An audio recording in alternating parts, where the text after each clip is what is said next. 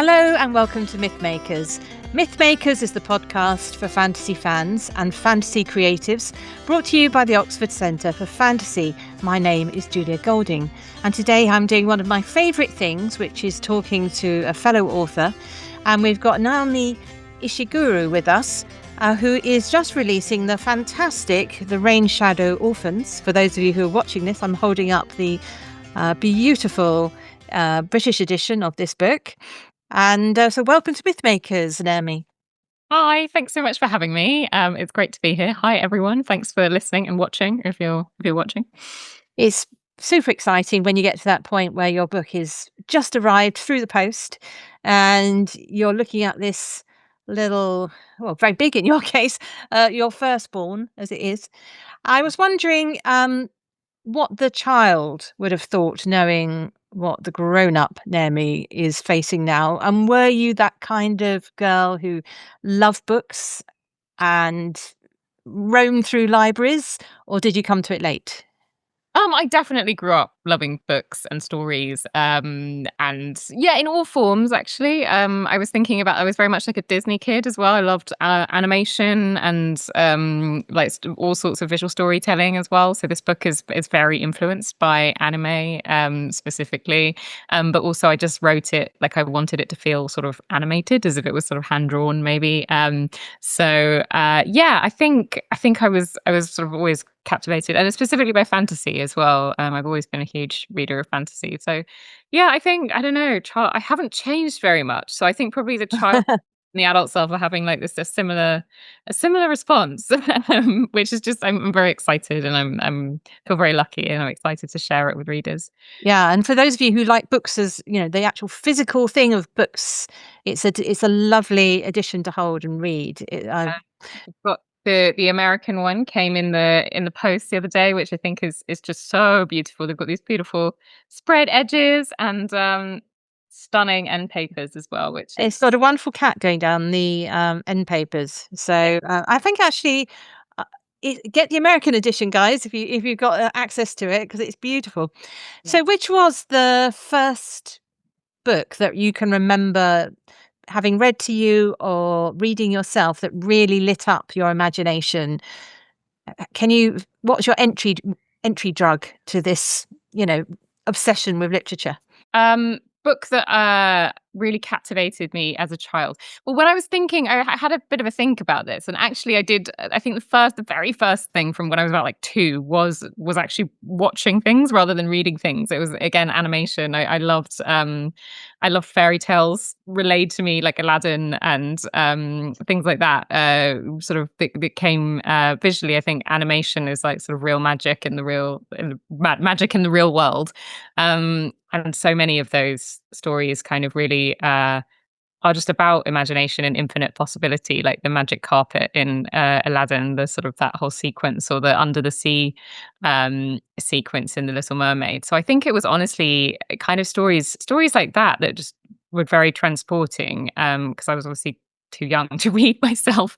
I remember having these lamps in my bedroom that had like a light bulb in the middle and then like a paper thing that would spin around because of the heat of the lamp, and it would project images on the walls, and one of them was sort of outer space things and one of them was under the sea things, which I think fits well with the Aladdin magic carpet obsession and the Little Mermaid under the sea obsession.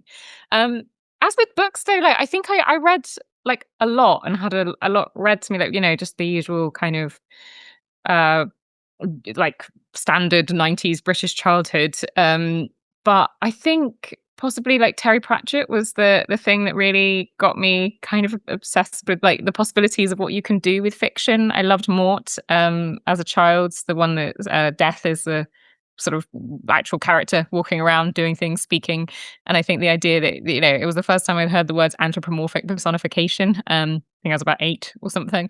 And just The advanced child, yes. But the idea that you could take this kind of abstract idea that we are afraid of a lot of the time and turn it into something that maybe wasn't so fearful, or that was part of this kind of very humane kind of humanist kind of vision that the Discworld presents, I think was extremely compelling to me at the time. Yeah. So you've had various jobs involved with, or tasks involved with literature. I noticed that you were a bookseller for a bit, and you've done various creative writing further degrees. Yeah. So when people pick up Rainshadow Orphans, which is the first in a series, what are they going to be entering into here? Yeah, so it is, as I said, it's very anime inspired. It was inspired by sort of Japanese shonen anime. It's an anime inspired adventure story, sort of epic fantasy, urban fantasy, and it's very much there's a sort of heist, a slight sort of undercover spy sort of story, a bit of a revenge plot, and it's really about marginalized young people standing up for their place in society and resisting kind of injustice and corruption in all of their forms. But I've tried to make it like there is a political edge, obviously, as a lot of fantasy does have, but it's also I've tried to make it very hopeful because I feel like that is political in itself. It's like what's what's the point in just handing people despair? We have enough of that in the world. And it's fun. I wanted it to be fun for readers. I spent some time as a high school teacher, and if that taught me anything, is that your lessons and the things you create to share with people, they have to be fun. So there's a funny cat and martial arts battles. There's dragons, of course. There's a cool magic system, hopefully, and lots of like entertaining snacks and lots of like found family and solidarity. So that's what you can expect. Yeah, so your Rainshadow Orphans live on a large island, which has the geography is quite important to the plot because the southern side of the island is where the dispossessed, the stateless individuals, the undocumented workers in that parlance live, whereas you've got an emperor who's a female emperor to start with, and the court and the privileged people who've got through the hoops to be citizens live in a sort of more privileged area, and then there's a kind of no man's land area in between.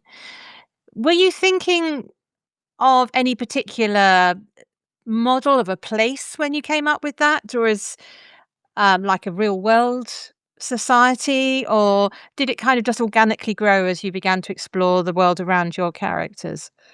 It very much started with theme. So I've always been interested in questions of physical space. So my first novel was actually called Common Ground, which is very on the nose and very literal, but it is about how we need more common ground, literally and physically. So space and the politics of space is something I've always been very curious about. So I think that's sort of where the kind of very like socially structured geography of the island came into the world building. But I was interested in this idea we see in so many of our societies of a society which is built on the labor and the efforts of those that it vilifies. And that is often sort of undocumented workers and people who the sort of, I guess, like majority class have decided for whatever reason kind of don't belong. So this idea of like space, belonging, and the role that sort of different kind of social groups play within society and the injustice of a lot of that was something I very much kind of wanted to write about, not from a kind of here's my polemic like I'm telling you what to think, but just kind of like raising questions about it and just exploring the dynamics of that kind of society. I didn't want to look at it's not a straight allegory for anywhere in the world particularly, because it was a specific kind of power dynamic that I wanted to examine rather to just sort of say like, oh, this is Gaza or this is like the jungle in Calais or like, you know, like a lot of these kind of marginalized spaces did kind of play into my head while I was writing it. But it is fundamentally like it's a fun fantasy novel. So I didn't want to get like too into making it literally a straight kind of like for like of something that was like a very live political situation. And I think that's not really, I mean, it can be fiction's role, but I'm more interested in looking at like the underlying dynamics and forces and the things that sort of societal and emotional consequences of those things really. Yeah. Yeah, I mean, we often talk about C.S. Lewis and Tolkien on this podcast, and one of the things which I've always found really helpful that they talked about, which is not an allegory, but an something that's applicable to the world. Hmm. So that you as a reader, I think the quote is, "Allegory lies in the power of the author, whereas applicability lies in the power of the reader." Yeah. So as someone's reading it, they may think, "Oh, this reminds me of something happening in America," whereas someone else is saying, "Oh, this reminds me of what's happening in Australia." So you apply it to your own sort of context. Yeah, I love that, and so much of fantasy is sort of giving to the reader, like giving agency to the reader. Like you're making these Yeah. magic systems, and then you're sort of handing them over and saying, like, you make up your own stories you imagine in this world. Like this world is yours now. That's intrinsic to the genre. So I love that it's finding some kind of universal or like kind of deeper truth about human societies that isn't just like that I'm not imposing on it. It's just that's what I'm aiming for anyway. I'm not sure if I've achieved that, but yeah, you're sort of aiming for this kind of a different level of truth, I guess, that you can hand over to people and say, like, interpret this in like see where this kind of fits your context and sort of read it as you like. Mm.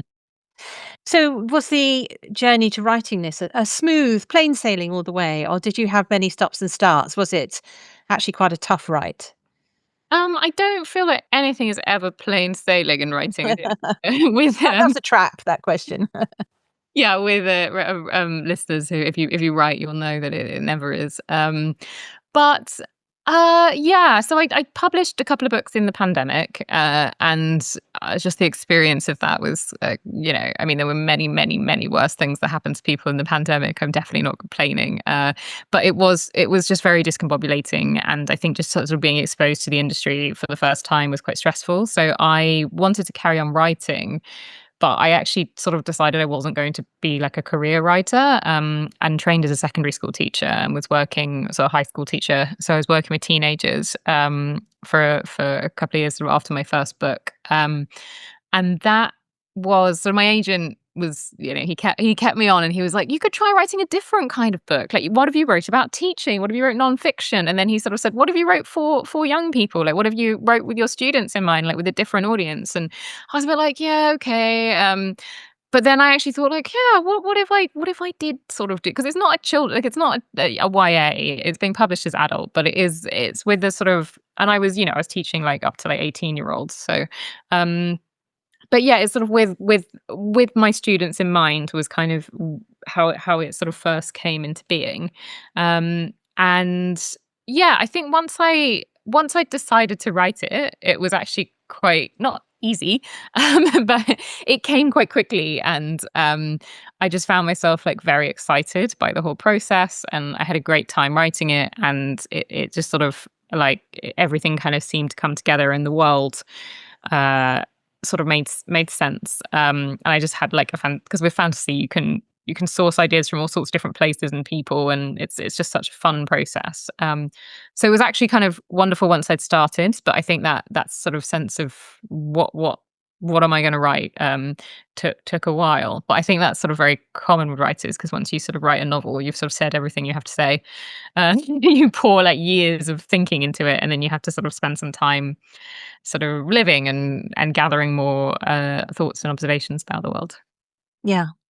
So the world building, Mm. I'm correct me if I'm wrong, but I was seeing it as having a sort of Japanese basis for the culture.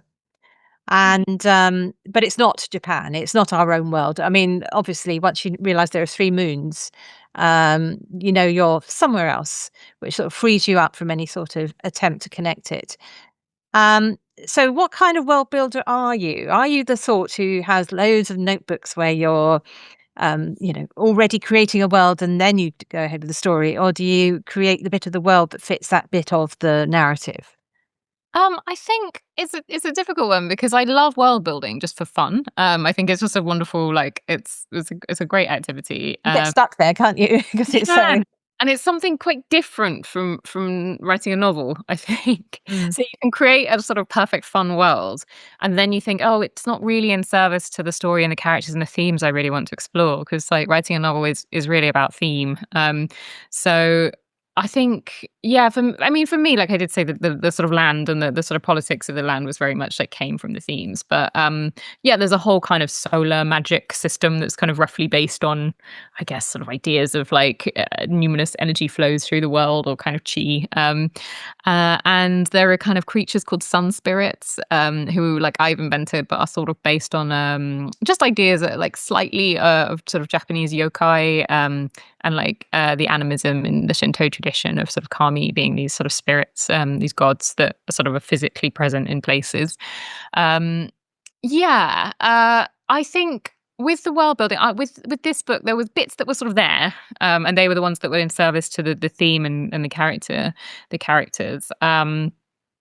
And then I sort of wrote the draft, sort of getting the story. And then I had sort of three friends who ended up sort of helping a lot. Three kind of beta readers, I guess. One of them was just a sort of amazing literary novelist who read a draft and was sort of questioning some of the politics of it, sort of being like, okay, so how does this island's economy really, really function? You've said that it kind of runs on these, the labor of these like undocumented migrants who are in this sort of like almost refugee camp, but like, how does that actually work? Like, what? Like, like, and what is the role of this gang, the Lucky Crows that you have? Like, what are the actual kind of mechanics of injustice here? Like, let's draw that out a bit more.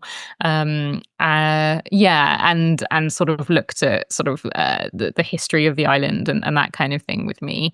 And that sort of solidified that. I have a friend who's a professional theoretical physicist, which is always handy for a Yeah, fantasy. yeah, So great to have one of those on speed dial. exactly. So like I asked him about the magic system, and just being like, so does this, is this logical? Like, does this make sense in terms of like some kind of physics? And sometimes the answer would be yes, and sometimes like no, not quite. But what if you did this? And that was really fun, just to throw around ideas and to get ideas for like future books of like just kind of things that could happen that may never, like we did a lot of just kind of co-world building that may never actually end up in the books, but was really fun as an activity. So that did make me think it's quite dangerous. You can just world build infinitely. And yeah, I have a friend who has an MST in Japanese studies from Oxford, which, despite me being half Japanese, I definitely don't have that. So she read through the book and just kind of gave me more advice on the cultural aspects, because it does borrow quite a lot from Japanese sort of culture and tradition. So she was sort of my cultural advisor. So I think with fantasy, it's great because you get to draw on the expertise of the people around you. And yeah, my previous books felt very much like me on my own, like this is just me. Whereas this has felt like I've written it, but it feels very much like a kind of team effort of me just going around and sourcing like interesting people and having interesting conversations. And there's definitely like more like research, experiential research that has gone into building this world, definitely. Yeah, I've got a friend who is a primary care doctor in the developing world, so he goes into the kind of places that, like Yemen and Somalia and, places that you wouldn't go on holiday at the moment. Um, but he's very helpful because if I say, what happens if you get bitten by a cobra? What happens if you get hit by a sword? What really happens, as opposed to like fantasy, film violence. Yeah. What kind of infections might you have after? Sort of, and Mhm. unfortunately, he knows, because of the nature of where he works. So he often gets a dedication and a thanks. But I wanted to point out, or just raise with you, that your dragons are Eastern ones. Mhm. Um, so tell us a little bit about your dragons, because I Yeah. think there'll be anyone who loves dragons. If you hang on in the book, because they come. Yeah, you've got to have dragons. I think that was one Yeah, of the things I was like, if I'm writing a fantasy novel, like there has to be yeah. dragons. Yeah, it's like, naturally. Yeah, it was very important to me that they were Eastern dragons. I love Western dragons. I mean, I was one of those people that did Old English at university, and just loved all the, like grew up reading Tolkien, like, the dragon and Beowulf and all the idea of the kind of worms and like Smaug, and like I very much kind of like grew up in that tradition, but I was also very much aware that there was a kind of very different kind of idea of what a dragon was, that was an Eastern dragon, and that I didn't see growing up anyway so many of them in fantasy fiction, because it was always these kind of big winged kind of, I Mm. don't know, Smaug like creatures.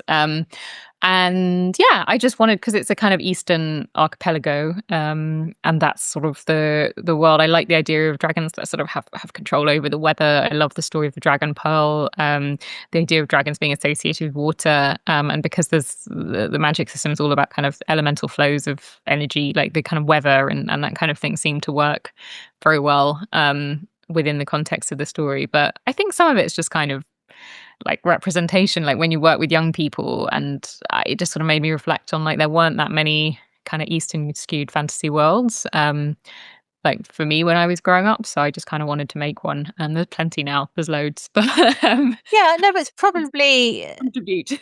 probably will still feel fresh to a reader, and anyone who's perhaps, feel they've been glutted on Western style dragons, it'll be lovely refreshment to find another series of legends and traditions informing your characters. Hmm. So, you have, I noticed, I think I've got this right. You've got um, 5 main points of view. You've got Toshiko, who we start with, who's the younger of 3 siblings. Her brother Yeah. Yun, who is a very good cook, Yeah. and sort of caring for the family figure. And you got May. May, got May, sorry, who's the eldest, or the elder sister, who's the sort of computer whiz who prefers to stay at home. She's that kind of person. And then you've got Haru, who is the young son of the emperor, only child.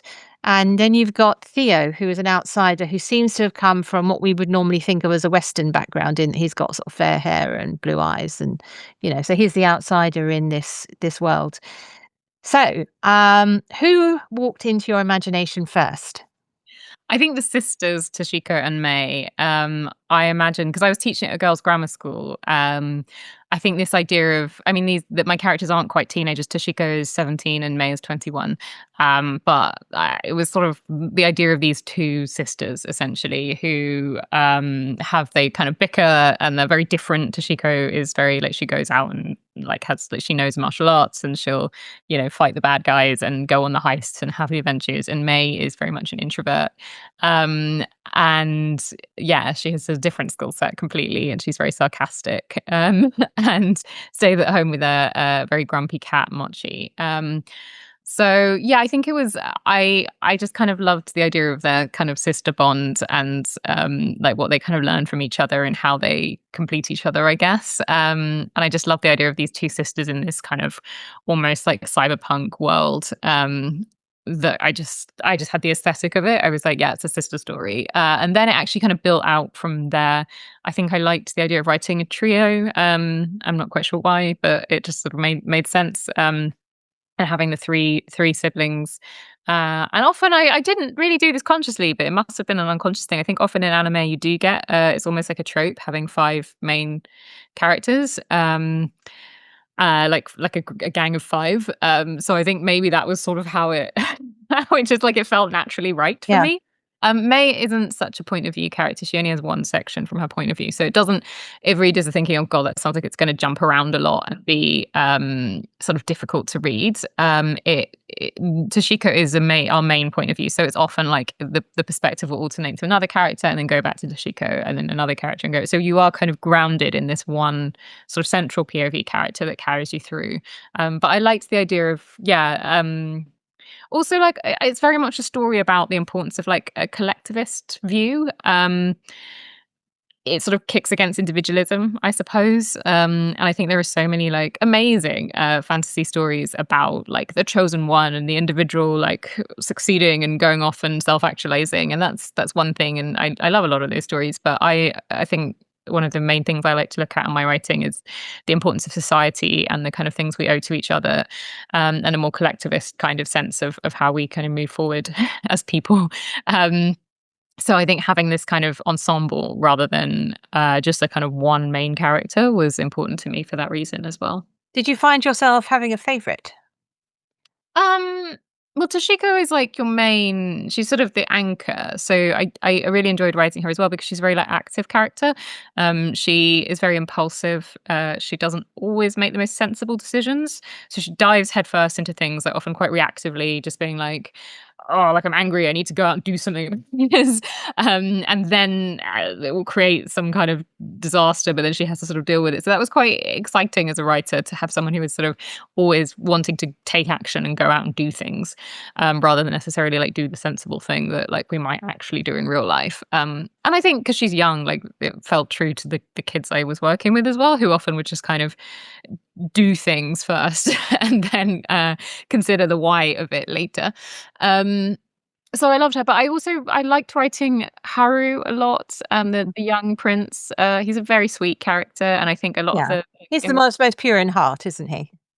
yeah, and actually a lot of the emotional heart of the book comes from him, and he has a sort of found family relationship with this woman who's sort of effectively like his nanny, called Kay. And I think writing his like his emotional story was something that I think felt like it added a kind of slightly deeper layer to the book. Yeah. So I would say that I found May the hardest to like, but I suspect that's on purpose Well, that's because I think you need to have, the fact that you do sort of like her, but she is the hardest to love because she is prickly. mm. That's the way she works. Um, so were you thinking about that of actually having a bit of grist in the meal? Otherwise, if you have lots of characters all kind of sweet, Yeah. it, you need the one who is the awkward squad one, don't you? Really? Oh, definitely. And like you don't want characters who are all just kind of uncomplicatedly blandly lovely. You Yeah. want them to have a bit of like realness to them. Um Actually a lot it's interesting you say that because a lot of people have told me May's their favorite. Actually Okay. the one that gets mentioned the most often as being a favorite amongst like people who read it. So that is I think people react to her differently. Maybe she's just the strongest flavor. Um It could she be an age thing because I like maybe it's kind of like maternally I liked Haru because he was sweet, yeah. whereas I imagine if May was my daughter, I'd be having putting my hair out. I mean, Haru is So he is quite I don't know, he's quite like he goes mischievous. missing quite a lot. That would worry me. I mean, again, his decision making isn't because he at the beginning he's so sheltered, everything's sort of a game to Yeah. him. So he isn't sort of the wisest. He can be a bit of a loose cannon. So he's not just sweet, but Actually, Jun is really sweet. What yeah, he is just I mean, as a grown up, you could see that Haru could be mm, like him growing up. So, yeah, yeah. definitely. Jin is just lovely. He just cooks pancakes for everyone, and it's Yeah. just he cares. He's the caring role. Yeah. Yeah, May came about though because I was teaching these grammar school girls, and they were like really cool. Like they were really like I just thought they were like really awesome. But they were also like massive like nerds in the sense of like what when I was at school, people be like, "Oh, you do robotics, like you do computer programming, like oh, such a nerd." But they were just like really kind of like effortlessly cool. And I felt like we don't see, and a lot of them, they might not have been into computers, but they'd be into reading or like they were just very like academic and quite introverted. But still, like that wasn't seen as like an uncool thing.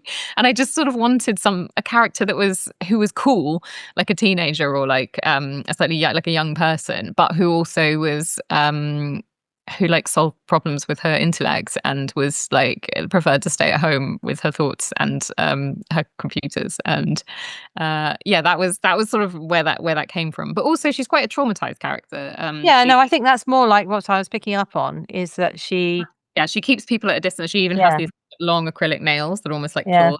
yeah. Cat that sits around her shoulders that will kind of like claw at anyone who gets too close. So I think that's where her prickliness is sort of meant to Mm. come.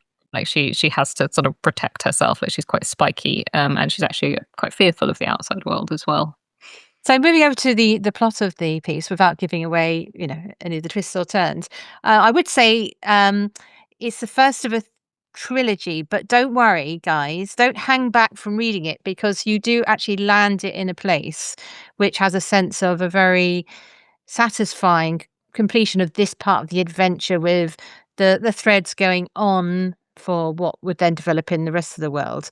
So you don't leave it on that cliff edge, which is so frustrating, where you don't know what's going to happen.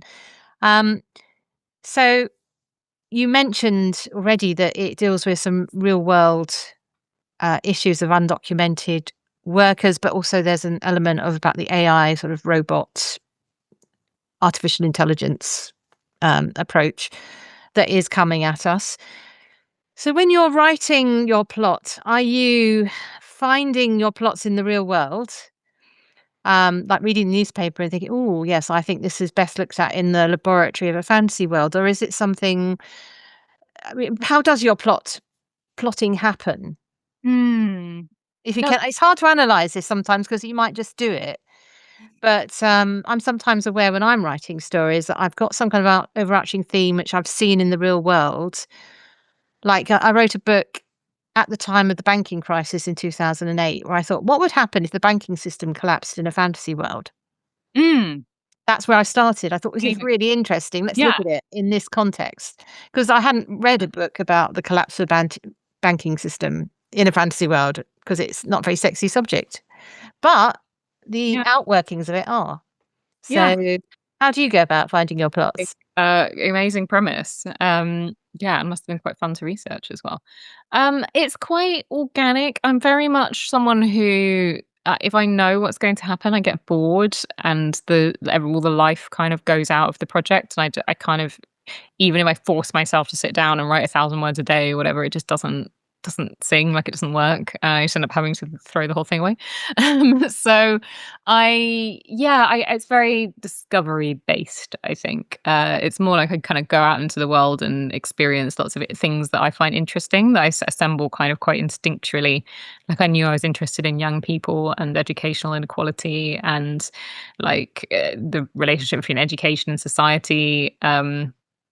And yeah, various things sort of happened in my life as well. That was just sort of personal things that kind of feed into it. And then you sort of sit down, you're like, I need to write about all of these thoughts in my head. And then I just kind of honestly just sort of started doing that. So it comes from sort of theme and area again. But then the plot really comes out in the rewriting for me. I'm someone who rewrites and rewrites and rewrites and rewrites. Like, yeah, I know some people will just kind of like they will they'll be pay a huge amount of attention to each sentence, and then once the sentence is kind of locked in, it more or less stays where it is. Like, no, like I don't know. I think we were on I can't even remember. Draft 10 was the one I submitted to the publisher, but then I rewrote it about 12 times subsequently, and then we went through multiple drafts, after, sort of including the copy edit. I think we went through 7 of those, so there were probably about, like, 35 drafts maybe. So Yeah, it's I think very discovery writers often do that, don't they? I mean, I vary my technique depending what I've mm, been asked to do by the publisher, because occasionally you'll get someone saying, "Can you please submit a synopsis?" yeah. Hate that, Yeah. but I will do it if I think there's a contract at Mhm. the end of Yeah. it. So that puts a bit of discipline on me in advance. But actually, what I enjoy most when I'm writing is just to see what happens. Mm. Yeah, but it does mean that you have to make sense of it at the end. And thank goodness for word processors. I know, I do think about this, like, when people had to handwrite, like, what did they do? Like, obviously they managed it, but just the number of notebooks and like, I'd have to have scissors and glue and all sorts. What So you do is, because Tolkien, funnily enough, was a discovery writer, is that you end up with masses of posthumously okay. published versions of your book by your son. Yeah, and sort of tons and tons of kind of world Tons building. of versions where it's like Yeah. Trotter rather than Strider and all sorts of other things going on. Yeah, and, yeah, no, fascinating, and I think it took a very long time. I think, isn't it Lord of the Rings was meant to be a sort of sequel to The Hobbit that just got, like, desperately Yeah. Well, canned? you can tell, can't you? It starts as a kid's book, Mhm. and then by the time it's more or less when they first meet the Black Rider, suddenly, hang on a minute, we're in much darker territory here. Off we go. Yeah. Yeah, amazing. Love Lord of the Rings. I've been, my daughter's, future husband is marrying into a family who all love Lord of the Rings. So he's valiantly reading his way through it, for Oh, the first oh, time. And, I spoke to him at the weekend. I said, "Have you got" he's just finished book, fellowship. And I said, "It changes, doesn't it?" He said, "Oh, yeah, I'm enjoying it much more now," because 'cause he'd never got past that sort of jovial, party thing at the beginning, which was like The Hobbit. So I don't Yeah, think we're allowed to do that anymore because we've got word processors and we can make, true. I feel like the sort of people are a bit stricter with their expectations because yeah. they're a bit like, well, why didn't you just go back through the Word document? You're a bit like, Yeah. okay, yeah. So Mm. you thinking about the sort of plot and structuring, and you've mentioned that you do think of it as a sort of sort of anime type film. Studio Ghibli is the one I sort of think of when I think of Japan. Um, are you aware of using more like screenwriting structuring rules as you're writing as a result?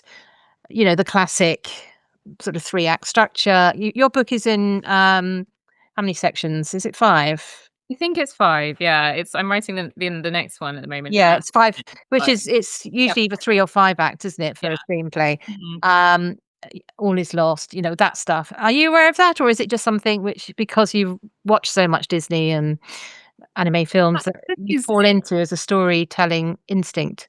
Well, the book is actually the dedication. I mean, it's all about teaching, so it's for my old teachers and for the students I taught. But it's written really in memory of my drama teacher, who Mm. passed away a few years ago. And yeah, he only taught me for 2 years, but he had a sort of disproportionate influence, as you know, those as some kind of exceptional, talented, brilliant people do, especially teachers when you're kind of learning everything for the first time. They had a disproportionate influence on my kind of creative and intellectual development. So I still kind of use everything that he taught me kind of every day, really.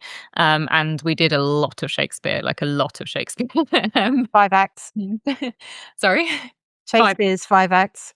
100%. So I think of everything in 5-act structure still, because I sort of embodied, you do A-level theatre studies, and I think I was in 10 plays in my A-level year, all with this sort of guy that just knew Shakespeare inside out and lived and breathed it. So it does. The 5-act structure comes from that, and I think like probably some of the scene setting and cuts and stuff probably do slightly organically come probably still from those plays, and also from the way we were using them. We had a quite just a really weird unconventional Hamlet that was really brilliant, called Hamlet House of Horror, that he devised, but we all kind of worked on together. That was a kind of German expressionist version of Hamlet, where we were kind of all on stage all the time, and it was a musical. There was Tom Waits music in it, and that had quite filmic cuts, and the way that the story moved, we kind of edited it to be like that. So I think that had a sort of, because you're sort of inside the creative process if you're devising in like a theatre context, and I think that's partly where that kind of came from. I was also, yeah, just aware of writing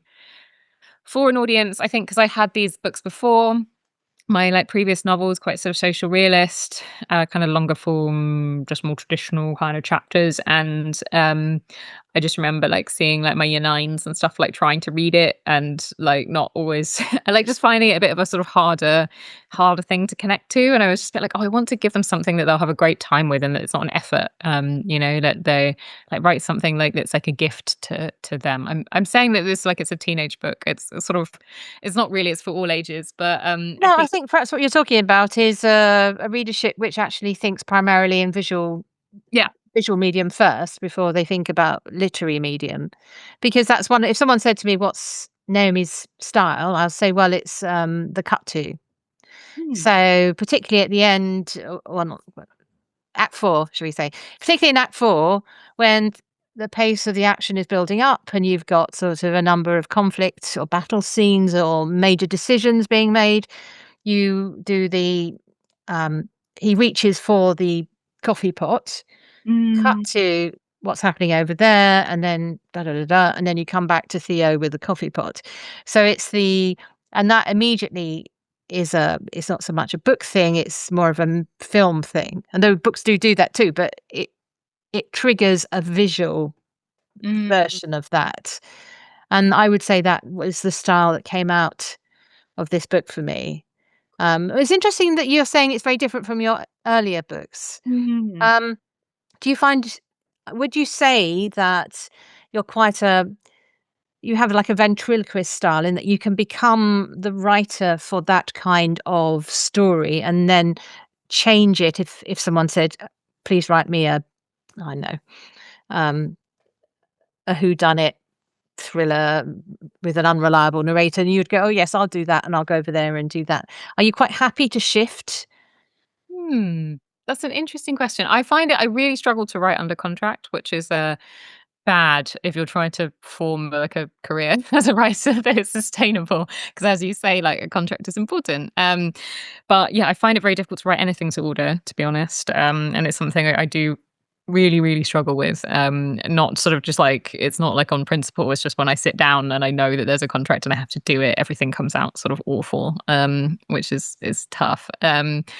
But I think the voice does yeah, I do sort of think of the voice for the project. I think my earlier work was, because I wrote it all in my 20s, it was much more just kind of, like how it came out, like I was finding my voice, I guess. Um, You whereas still the look incredibly young to me. So are you now in your 30s then? Is that 34, yeah. okay. Um, Still so still young.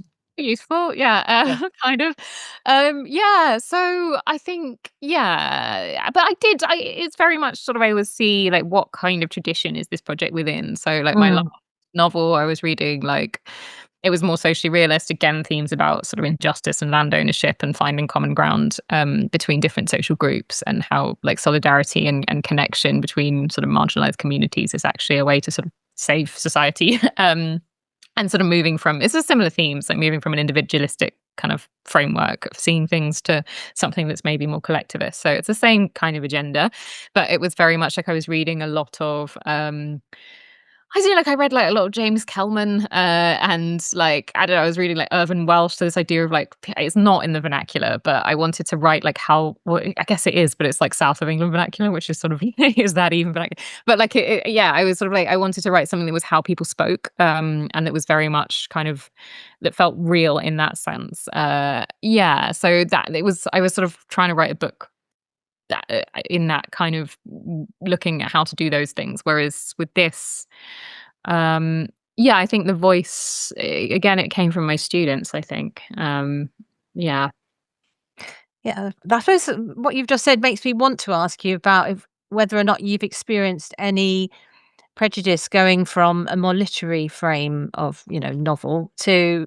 working within a genre of fantasy. Have you noticed people treat you differently, reviewed by different kinds of people, or do you think we've got over ourselves? well, it's all very fresh. So the book isn't out yet. It's out on the 26th in the UK, the US, and other places, Japan.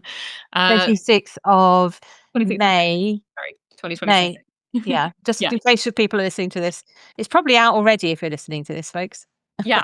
So I don't know how people are gonna receive it. I don't know how they'll respond. But yeah, I used to work for an independent bookseller and we didn't, shelve things in genres. It was the whole idea Yeah. was just kind of fiction in general. So obviously there'd be like the history would have its own genre or Mm.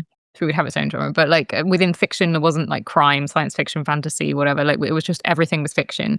And I think that had a very like formative impact on how I saw things. So I've been and I've always read that way as well. Like I grew up reading a lot of fantasy. Yeah, I wish that we didn't get hung up about it because I started writing for kids. Mm. For many years, I get people saying to me, "Wha oh, so you're writing for kids?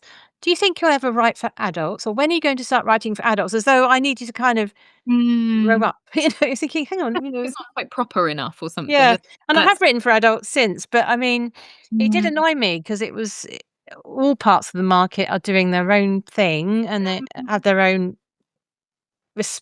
respect. Um, but and they're just as valuable. Like, I just think they're all stories, it's all literature. Like The Incredible, she's connected with Oxford actually. Catherine Rundle. I don't know if you know oh, her. I know her, yeah. Yeah, she's wonderful. So Rooftoppers, The Explorer, The Impossible Creatures series. But yeah, those books I think yeah, like I used to teach adults for a bit. I gave sections of Rooftoppers to adults and they connected with it. Like they were just like, what is this fantastic book? And I just think it's all kind of marketing and Well, she I mean also wrote the critically acclaimed biography of John Donne, well so, done, yes. But she's an extraordinary person, that and is a she's at All Souls, which is a fantasy location if ever there was one. It's yeah. bizarre setting. Written an essay, which I haven't actually read yet because I do read children's books. So very arrogantly, I was like, I don't need to read this. But it is, I think it's called Why You Should Read Children's Books, Even Though You Are So Old and Wise. And I do Good for her. like very much agree with the sentiment. Yeah. And I think you can see between her John Donne biography and her children's books, you can really see the correspondence. I think that's almost like a study in why like children's books are like, because she talks about done like how joyous it is that like you can start reading a sentence or a line and it's the words and the meaning kind of just like twist out of your hands into something like completely unexpected and new and startling.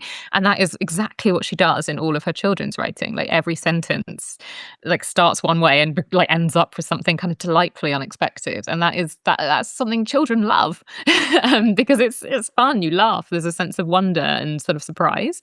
But that's also what this Renaissance poet did, and sort of how she writes about him. So I think there's, like everything's much more connected with writing than than certain people would have us believe.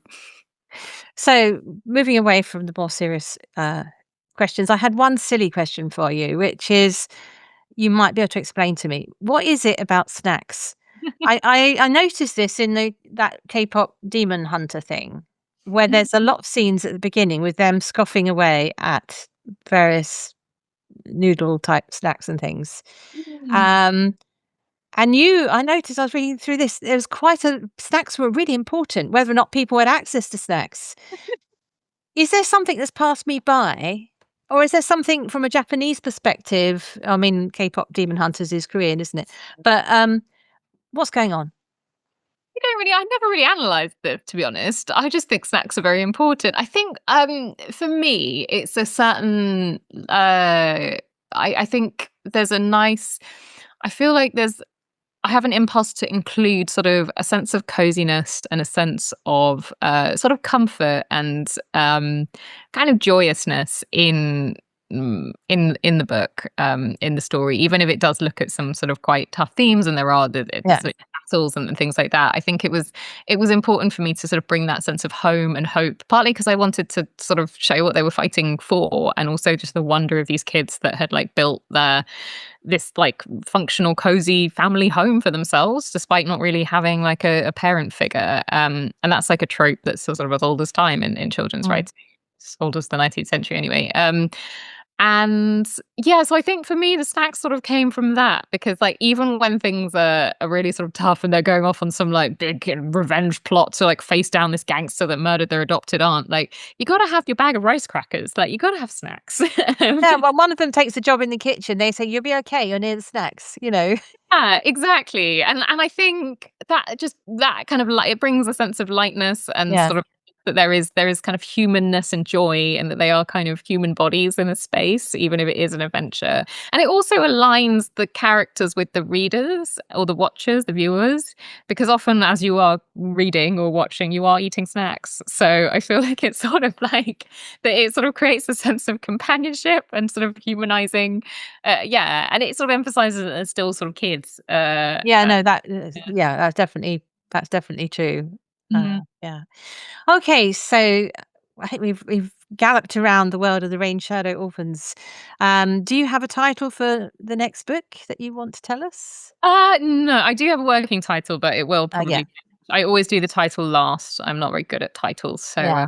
yeah, the working title's something to aim for, and then you change it to something that sounds good at the end. So this one's out this month, and are you planning to bring the next one out at what point? A year's time or? At the moment, we're talking 2027, yeah, but it's still being written, so we will see how we go. Yeah, yeah. But you're intending it to be within, yeah, fairly short time frame. Yeah. But like we said, like it's very important to me that trilogies actually like each book stands alone and each book finishes. Because I think it's sort of a cop out if you don't finish the story, because then you're just cheating, because it's hard to finish your story satisfyingly. Yeah. So yeah, it very much is like it makes sense as a book on its own. And that was very like all my favorite trilogies do that. So Yeah, no, definitely. So, to end, I want to ask you a question just to make your imagination fly away. And I always ask my guests where in all the fantasy worlds, not their own one, but all the others they've been delightfully exposed to over their lives, the best place for something that I've picked up in their work. And one of my favorite moments in your book is when Haru gets a dragon ride. And so we're imagining that we're on an Eastern style dragon. mm. Where would you like to ride your dragon? Which fantasy world would you like to see from Dragonback? Ooh, It I mean, doesn't have to already have dragons. mm, You're just you you know, you can go there and just have a look at it on your dragon. Mm. I mean, the first thing that comes to mind is maybe like Earthsea, Ursula K. Le Guin. Oh, good choice. Yeah. Magical archipelago. There are dragons, but not so much Eastern dragons. But yeah, I think that would be a wonderful one to explore. But I think with where the Eastern dragons come from as well. Like there's a lot of kind of like Chinese folklore and mythology, and sort of I looked at a lot of Japanese kind of yokai stories as well. So sort of within the sort of those sort of stories as well, I think could be just to be able to step inside some of these sort of traditions and sort of interact with the dragons within them. I think would be very very cool. Also, I'm obsessed with Avatar: The Last Airbender. I don't know if All any right. you'll Yep. watch know that amazing series. So I would any excuse to sort of soar over the Avatar world would be extremely welcome. Yeah. Yes, I found myself thinking about all those fantasy maps that I've enjoyed looking at. Mm. So, I mean, the obvious thing is, it'd be great to fly over the map of Middle-earth, which we all sort of know from the films and from the books, and Narnia less so, but Bless, so it's very yeah, walking. but still, it's a map that we all can think of. So I Yeah. think for me, if I was going to pick one, it would be the Voyage of the Dawn Treader. So the stuff that isn't on a map, just to see that, Yeah. and Yeah. see all the a bit like you and the Ursula Le Guin Islands. It's just to sort of get how it all fits together, and seeing it from a dragon would be great fun. Yeah, and there's sort of Yeah. sense of the uncharted, like the undiscovered, with that Yeah. carpet again. Yeah, well, that actually might be more appealing than sort of covering a map that we already have. Yeah. Yes, go off the edge. Here Yeah, here be dragons. Yeah. exactly. Thank you so much for being with us, and I wish you all the best for your book launch, and look forward to reading whatever the next one is going to be. Thank you very much. Thanks so much for having me, and thanks for listening.